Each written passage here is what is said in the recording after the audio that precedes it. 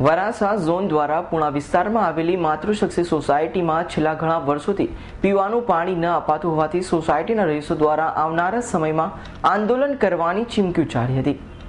સુરત મહાનગરપાલિકા દ્વારા શહેરીજનોને સુવિધા મળે તે માટે અનેક કાર્યક્રમો કરવામાં આવે છે, પરંતુ આ કાર્યો માત્ર શહેરના પોશ વિસ્તારમાં દેખાતા હોય તેવું લાગે છે, કારણ કે શહેરના સ્લમ વિસ્તારો અને છેવાડાના વિસ્તારો આજે પણ પ્રાથમિક સુવિધાઓથી વંચિત હોય તેવું લાગી રહ્યું છે। ત્યારે શહેરના છેવાડાના અને થોડા વર્ષો અગાઉ જ સુરત મહાનગરપાલિકામાં સમાવેશ કરાયેલા વિસ્તારો વિવિધ પ્રાથમિક સુવિધાઓને લઈ વંચિત છે। ત્યારે પુણા વિસ્તારમાં આવેલી માતૃશક્તિ સોસાયટીમાં છેલ્લા ઘણા વર્ષોથી મનપા દ્વારા પીવાનું પાણી આપવામાં નથી આવતું, તો આ સોસાયટીમાં 12,000 થી વધુ લોકો રહેતા હોવા છતાં પણ મનપા દ્વારા પીવાનું પાણી ન અપાતા આખરે સોસાયટીના રહીશો દ્વારા જો વહેલી તકે પાણી આપવામાં નહીં આવે તો આંદોલન કરવાની ચીમકી એક પત્રકાર પરિષદમાં ઉચ્ચારી હતી। નબુબેન માતૃશક્તિમાં રહી છે। માતૃશક્તિમાં બહુ પાણીની રંજન છે। કડવું પાણી આવે, મીઠું ખારું પાણી આવે, એને કોઈ સંભાળી લેતું નથી। આ 3 વર્ષ થાય અમે હેરાન થાય છે, તો માથાના વાળે વયા ગયા, છોકરા માંદા રે, જવાબ કોણ દે હે અમને? એસએમબીને જાણ કરીએ છીએ, 3 વર્ષ થાય આદમી હેરાન થાય છે, તો કોઈ જવાબ નથી આપતું, તો આનું કરવું હું?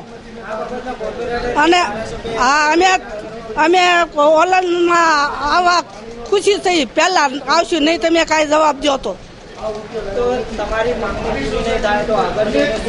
તમારી માંગણી દૂર અમારી આગળ નહીં થાય તો અમે આગળ હાલશું, ઉગ્ર આંદોલન કરશું।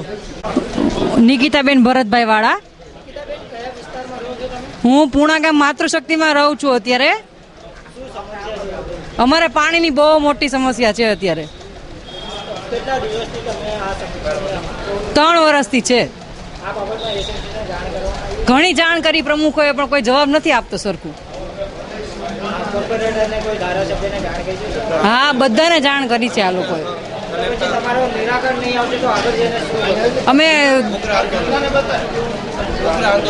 અમે ઉગ્ર આંદોલન કરશું, એનો જવાબદાર સરકાર રહેશે। નવીનભાઈ પરસોત્તમભાઈ રામાણી, માતૃશક્તિ પૂણા ગામમાં રહું છું। અમારી સોસાયટીની અંદર મોટામાં મોટો પાણીનો પ્રશ્ન છે। આ 2007થી અમારો પ્રશ્ન ઘૂંટાતો આવે છે। આ રીતની અમે રજૂઆત કરી ચૂક્યા છીએ। અનેક અધિકારીઓ, જેડો પણ બદલાઈ ગયા, જેડો બીજો પણ આવી ગયા, કમિશનર પણ તોરણા સાહેબ આવી ગયા, એ પણ બદલાઈ ગયા, તો અમારા પ્રશ્નનો નિરાકરણ કોઈ આવ્યો નથી।